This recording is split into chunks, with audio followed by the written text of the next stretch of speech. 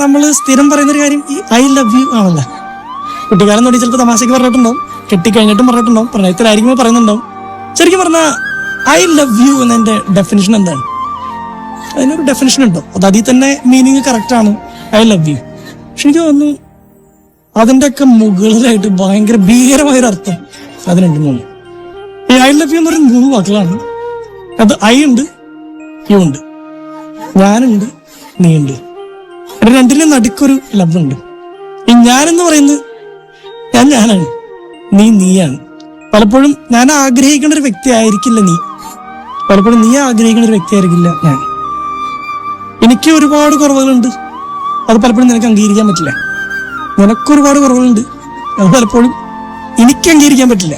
ഒരുപാട് വ്യത്യാസങ്ങളുണ്ട്. പക്ഷെ നമ്മൾ രണ്ടാളെ യോജിപ്പിക്കുന്ന സ്നേഹമുണ്ടല്ലോ, അത് മതിയല്ലോ.